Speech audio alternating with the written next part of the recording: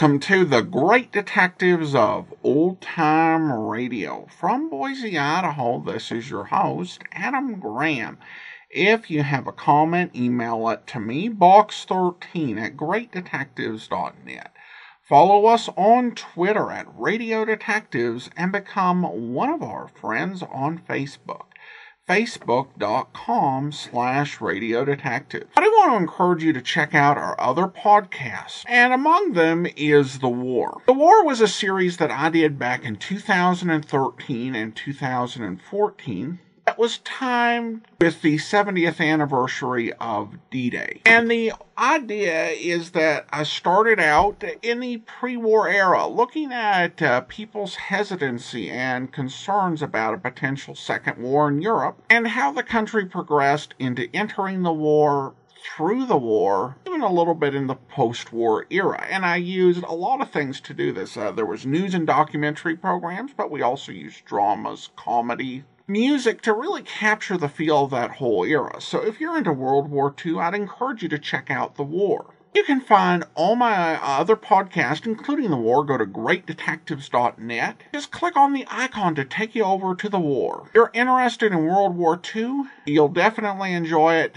You can also enjoy OTRSuperman.com, The Amazing World of Radio, and of course our public domain video theater. Now it's time for this week's episode of The Fat Man. I will warn in advance that there is a racially offensive term that's used in here multiple times, so listener discretion is advised. But the original air date on today's episode will be April 28th, 1955, and the title is Murder Writes a Story.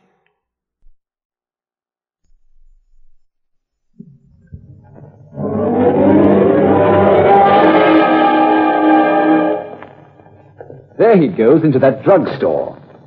He's stepping on the scales. Weight 239 pounds. Fortune, danger.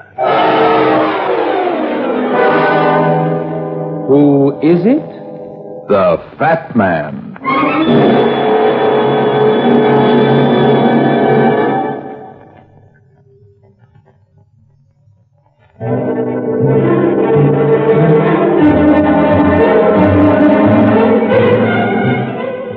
And now, here's the Fat Man in Murder Writes a Story.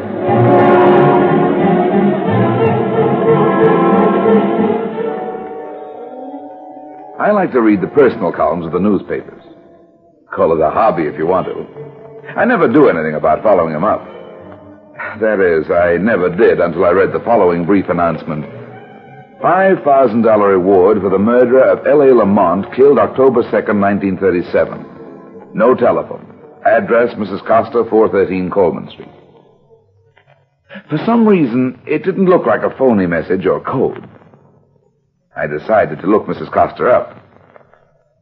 It was late afternoon when I got to Coleman Street. Most of the numbers on the buildings were either hidden or missing. I stopped in front of the tenement that should have been 413 and looked vainly for the number. A flashily dressed girl stood nearby looking up at the same house. Suddenly, the door of the house opened and a big blond guy with hard eyes came out. He looked sore about something. The girl started toward him as he came down the steps. Well, how about it? Was it Chink? No, it wasn't Chink. Just an old dame with a beef. Come on. But, Joe, maybe it's a blind. I say, come on! Pardon me, but is the number of this building 413? 413? Yeah, that's the number. Thanks. Stranger around here? In a way. Why? Nothing, I just wondered. Come on, Lola. Mrs. Costa lived on the 4th floor rear. She must have been sitting near the door because she opened it almost as soon as I knocked. She was a small, stooped, tired little old woman with graying hair and bony, work-worn hands. Only her eyes looked alive. They were big and black, and they were filled with pain and suffering. You've come about the ad? Yes. Oh, come in. I've got the money right here. You know who the murderer is? Not yet, Mrs. Costa. Oh, I see. I thought maybe you knew. That maybe you'd tell me for the $5,000. The other one, he didn't know either. A big, tall, blond man? Yes, that's the one. Do you know him? No, I think I passed him on the way in here. Well, why did you come if you don't know who killed Mr. Lamont? I'm a private detective, Mrs. Custer. My name is Runyon. I saw your ad, and I thought maybe I could help you. Why are you interested in finding the murderer of this man Lamont? Was he a relative of yours? No, Mr. Runyon. Not a relative. I didn't even know Mr. Lamont. They said my boy killed him. They took him away to prison.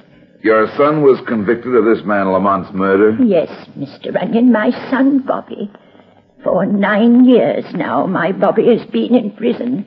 But my Bobby didn't kill him. My Bobby couldn't kill anybody. He was always a good boy and a good man. Why have you waited so long, Mrs. Coster? 9 years ago, I am a poor woman. I have no money. Money will do anything, so I work hard. I save and I save until now I have $5,000. Now I have enough to bring my Bobby home again. It's all for you, Mr. Runyon. All for you if you find the murderer of Mr. Lamont. Who was Mr. Lamont? He owned a jewelry store on James Street.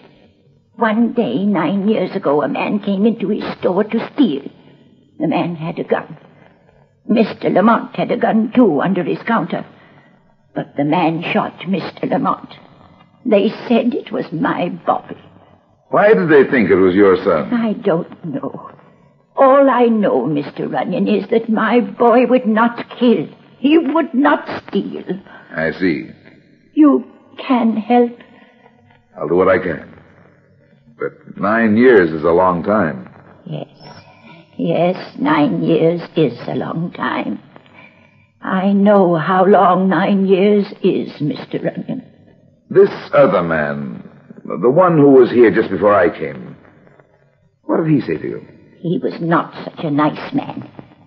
When I told him I am Bobby's mother, he laughed, just like he didn't believe me. He said I was not telling the truth. But I am, Mr. Runyon. I swear to you that I am telling the truth.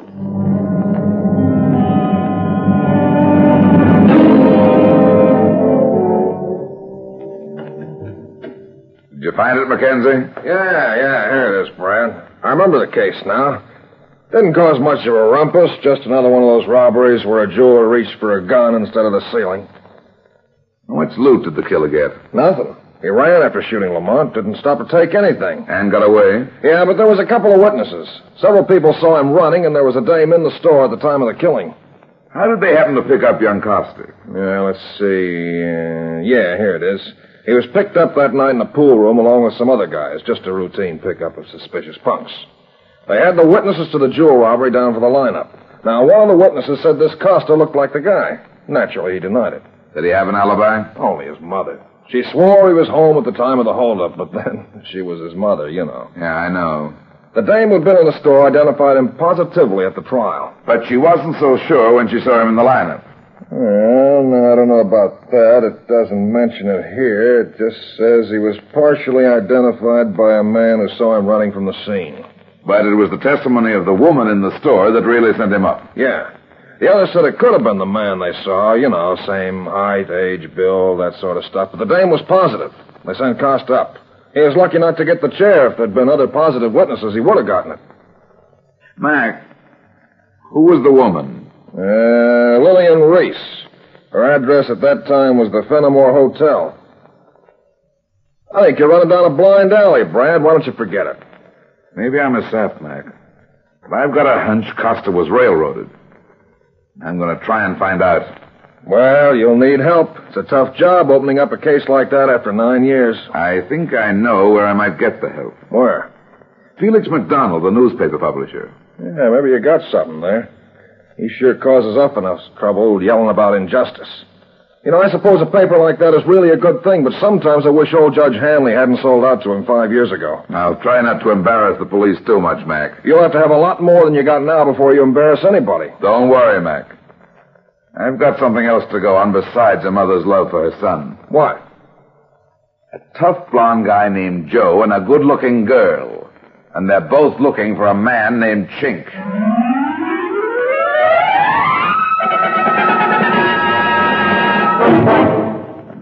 story, Mr. McDonald. It's interesting, Runyon. Very interesting indeed. Will you give me a break with your paper? Absolutely, Runyon. If you can show me any reasonable proof that an injustice was done, I'll go all out with you. Okay. That's all I wanted to know. About this witness. You know where she is now? Not yet. I checked this morning with the hotel she lived at during the trial. She left there 5 years ago. She didn't leave a forwarding address. That's not so good. What about this man and woman, the ones who were there seeing the old lady? I don't know. It may not mean anything, but I got the idea they thought somebody else put that ad in the paper. Somebody they called Chink. Chink? Funny name. Yeah. Could you recognize them if you saw them again? Yeah, the man was tall and blond, the kind that always looks like he needs a haircut. His eyes were blue, hard as nails. Tough-looking guy in his middle 30s. His first name is Joe. The girl wouldn't be so easy. A dime a dozen type. Late 20s, brown hair, good figure, flashy dresser. Well, that's something anyway. If you can find them again, maybe you can learn what the connection is. Yeah. Too bad you can't find that witness, Lillian Reese. I don't think I'll have to find her if she's still in the city. What do you mean? I think she'll look me up. Look you up? But why? Because I put an ad in the morning papers that Lillian Reese was being sought as the beneficiary of a $10,000 insurance policy.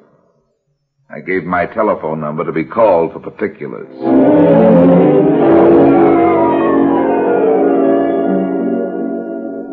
I left McDonald and went back to my office.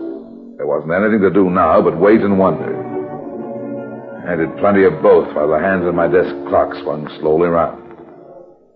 And then at 5:22, the phone rang. Hello? There was an ad in one of the papers this afternoon about some insurance. Oh, yes. You have some information concerning Miss Lillian Reese? I'm Lillian Reese. Where can we find you, Miss Reese? The ad said a $10,000 policy. I didn't know about any policy. Who left me this money? In that case, perhaps there's been a mistake. There must be another Lillian Reese. I'm sorry No, wait. It's possible that I wouldn't know. Couldn't you give me the details now? I'm afraid I'd have to see you personally, Miss Reese. Naturally, there's the matter of positive identification. But I tell you, I'm Lillian Reese. You'll have to have more than your word, I'm afraid. Now, if you'll come to my office... No, I'd rather not do that. What I mean is, couldn't you come here and meet me? Yes, I suppose so. Where are you? I'll meet you in an hour. In the lobby of the Kessler Hotel. Okay, if that's the way you want it. I prefer it that way. I know it may sound strange to you, but I have my reasons. In an hour, then? Have your identification with you? I will. How will I recognize you? I'll be wearing a red hat, and I'll be sitting in the little alcove near the big windows on the 50th Street side. I looked at my watch. Nearly 5:30. That meant she'd be waiting at 6:30. The Kessler was about 8 blocks away, not more than a 10-minute walk. More time to kill. I opened the small cabinet on the side of my desk. There were 2 guns inside, a small pocket-sized .32 and an Army .45. I took out the .32, checked it, and put it in my hip pocket. Then the phone rang again. Hello? I'm calling about an ad that appeared in the paper this afternoon. Yeah? This telephone number was given. That's right. You have some information as to the whereabouts of Miss Lillian Reese? Yes. The ad said there was an insurance policy. Uh-huh. Could you come to my office? Of course. Right away? No, not right away. Could you come here at 9 tonight? Yes. Where is your office? The Landis Building. 6th floor, room 608. I leave the door unlocked. If I'm not here, come in and wait. All right. Are you a close friend of Miss Reese?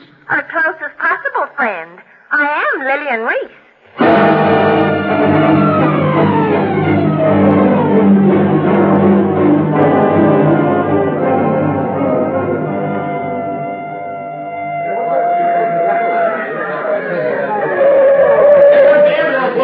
All right, let that stretch you through. That means you too, big boy. Come.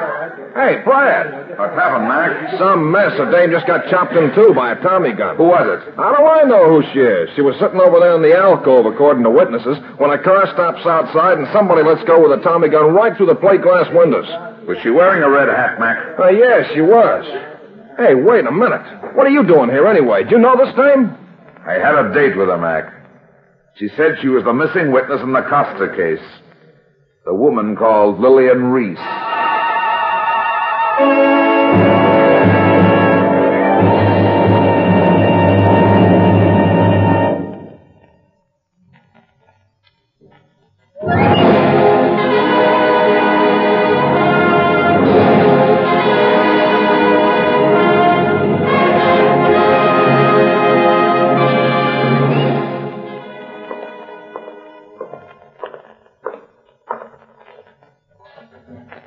I'm sorry to keep you waiting, but... Well. So it was you who put that phony ad in the paper? Yeah, but I didn't expect to find you with it. Where's your big blonde playmate, Joe? Right behind you, fat man. Why the gun, Joe? You're going to do some talking, and we're going to do some listening. I hear better with a gun in my hand. Close the door, Lola. Okay. Lock it. See if you can touch the ceiling, fat man. Now frisk him. Uh-huh. Here, Joe. Kind of a small gun for a big guy like you, huh? I'll admit it's not as good as a Tommy gun. What's that supposed to mean? I'm not quite sure yet.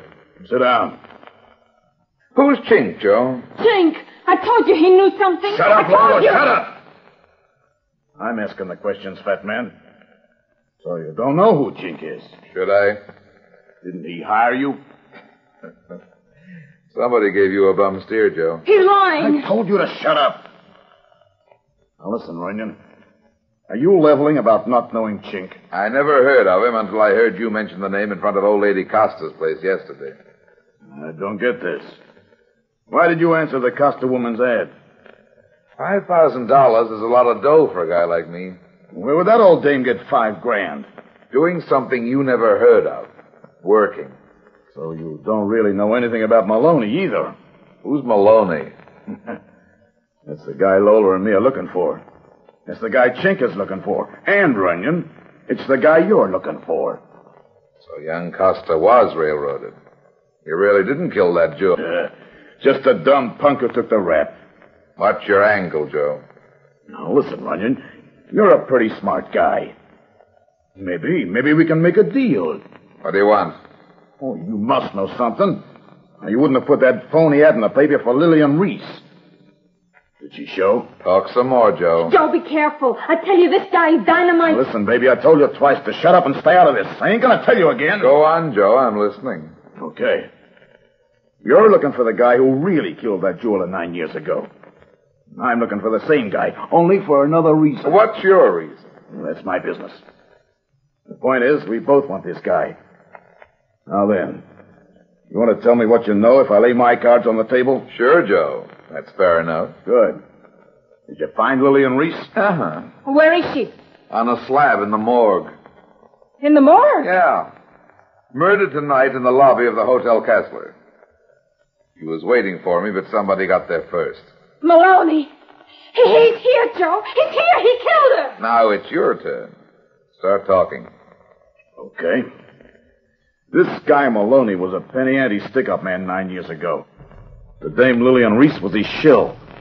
Things are beginning to make sense. Sure. Maloney and Lillian worked together. She'd go into a store and pretend to buy something. Then Maloney would come in with a gun. No wonder she was the witness that put the finger on Costa. That was a cinch. Nobody suspected nothing at all. There wasn't nothing to tie Maloney and the dame together, and he got away clean after the killing. Naturally, they hauled her in as a witness. So when one of the other witnesses says this Costa looks like the guy, she swears right out that it is. That's why an old woman scrubbed floors for 9 years. What's that? Skip it. Go on. Oh, pretty soon after Costa went up, Maloney began getting bigger ideas. Lillian wasn't seen around with him anymore, and everybody figures he's through with her. Of course, he's never going to really be through with her because of what she's got on him, but I figure he'll be paying her off a long time. Where do you and this girl fit into the picture? And who's Chink? Yeah, I'm coming to that. About 6 years ago, Lola and me and a fella called Chink had what you might call a certain business arrangement with this Maloney. He owed us some dough. Big dough. Where did the money come from? That's not part of the story. Anyway, Maloney took a powder, a big powder. We haven't seen him since. We looked for him a year or so, and then Chink took a powder, too. When we saw that ad about the reward for the jeweler's real murderer, we thought it was Chink. And then when you showed up and put in the ad about Lillian, we thought Chink had hired you. That could make sense. Of course it does. I didn't say it did. I said it could. If Maloney killed Lillian tonight, that means he's wise that somebody's on his trail. He was afraid she'd blab about that old murder rap. Or tell somebody where he was. He'll kill us, Joe. Maybe he already knows where we are. Yeah. Put your gun away, Joe, and listen to me, both of you. Okay. Here. These are the keys to my apartment. Stay there until you hear from me. Don't go out for anything. Don't answer the door or phone, and keep the door locked. I don't get it.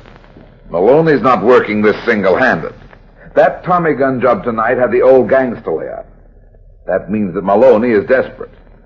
If he knows you're here, he'll get you next. I don't think he knows about me, so you ought to be safe at my place. Yeah, and what are you going to do? I'm going to try and lay a trap for Maloney with the help of a friend of mine who owns a newspaper.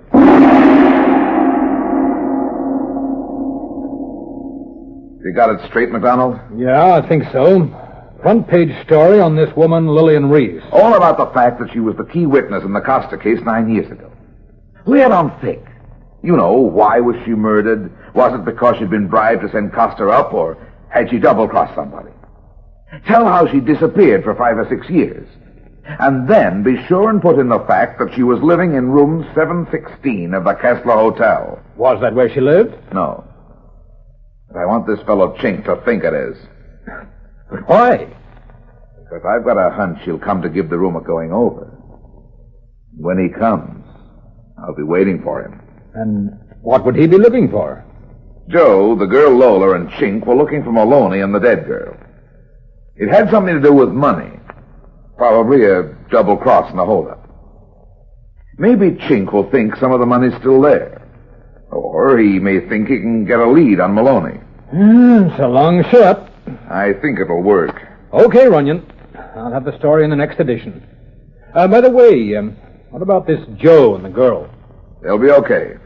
They're hiding out in my apartment, and we pick up Maloney and Chink.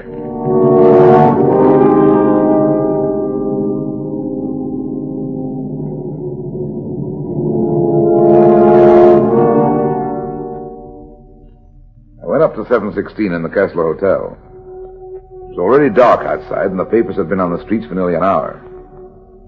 I left the closet door open and sat down in a chair to wait. 10, 15, 20 minutes passed. Then suddenly I heard the elevator doors open down the hall. I went in the closet. My gun was already in my hand. I left the door of the closet open just enough to let me see the side of the room toward the door. Here you are, sir. Okay, that'll be all. Oh, here. Yes, sir. Thank you, sir. He looked slowly around the room, but didn't come near the closet. When I saw his eyes, I knew it was Chink. They were slanted slightly like an Oriental's. He was slim and dark, and his movements were quick and cat-like. He turned until his back was toward me. Then he started peeling off his coat. That probably saved both our lives. The coat was half off when I noticed the door to the hall swinging silently open into the room. A man's hand appeared holding a gun. I squeezed the trigger of my own .32. The gun clattered to the floor. The hand snapped out of sight, and Chink, still struggling with his coat, turned and tore into me like a wildcat. You dope! Let go! He's getting away! I didn't shoot at you. Oh, no, you don't. Don't go for your gun or I'll break your arm! Stop it! I'll just take care of this for you. Ah, he's gone, you sap. Why did you grab me? Who are you? Never mind that. Get your coat on. You've got to get out of here. Where did you come from? In the closet there. I was waiting for you. Oh, it was a plan, huh? Yeah. Then And the money's not here. What money? Okay, clam up. But you're gonna talk soon. Come on. Are you a cop? No. Then who are you? I'm working with Joe and Lola. Maloney is loose around here somewhere, and he's gunning for all of us. Mr. Spotted, you entailed you here. Come on. Where to? To my apartment to see Joe and Lola.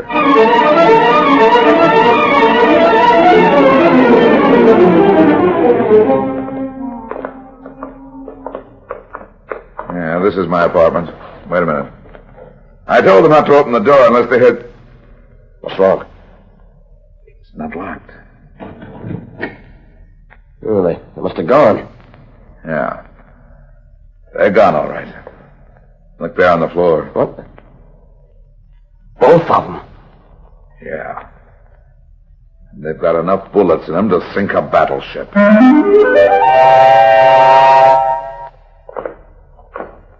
Look, what are we doing in a newspaper office? What's the idea? Shut up and come on, Chink.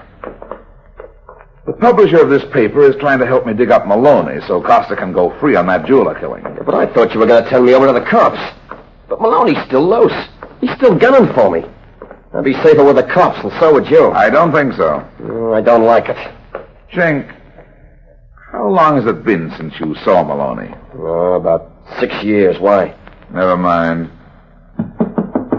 Come in. Oh, come in, Runyon. Thanks. Come in, Chink.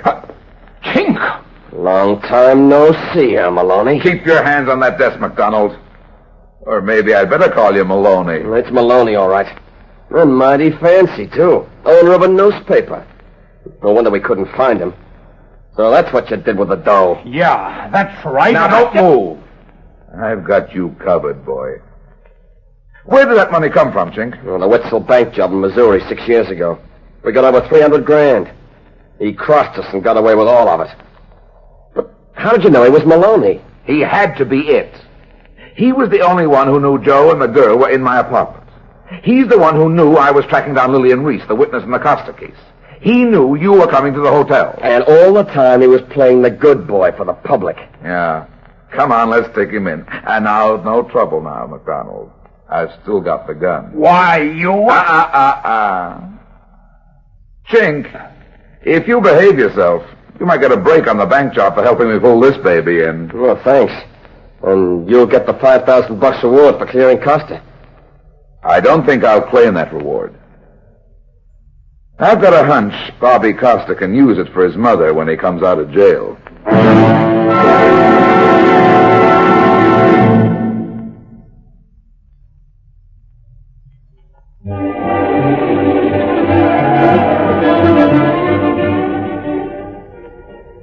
Well, that's that. It seems I spend my life in getting into trouble and getting out of it. But at the same time, I generally manage to get some other people in and out of trouble, too. Be seeing you again. So long.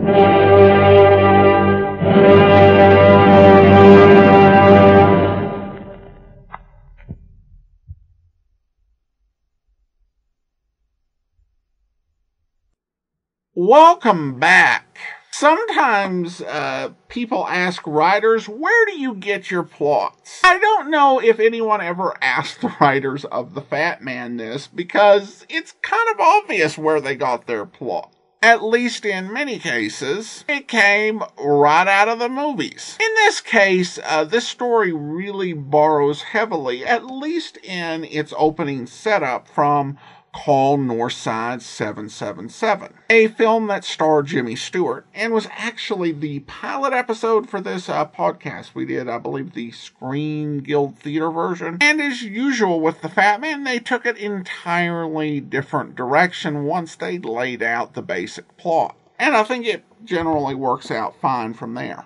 All right, well, listener comments and feedback. And we have a comment from YouTube where the Butcher writes, I have this on TuneIn. I don't listen all week just so I can binge on Saturday. Adam, you do a great job. Well, thank you so much. I appreciate the comment. And it's always interesting to hear how people listen to the show. All right, well, I do want to go ahead and thank our Patreon supporter of the day. Thank you to Charlie, Patreon supporter since October of 2019, currently supporting us at the Seamus level of $4 or more per month. Again, thank you so much for your support, Charlie. And that will do it for today. Join us back here tomorrow for The Man Called X. And next Tuesday, we'll be back with another episode of The Fat Man. In the meantime, send your comments to box13@greatdetectives.net. Follow us on Twitter at Radio Detectives and become one of our friends on Facebook, facebook.com/Radio Detectives. From Boise, Idaho, this is your host, Adam Graham, signing off.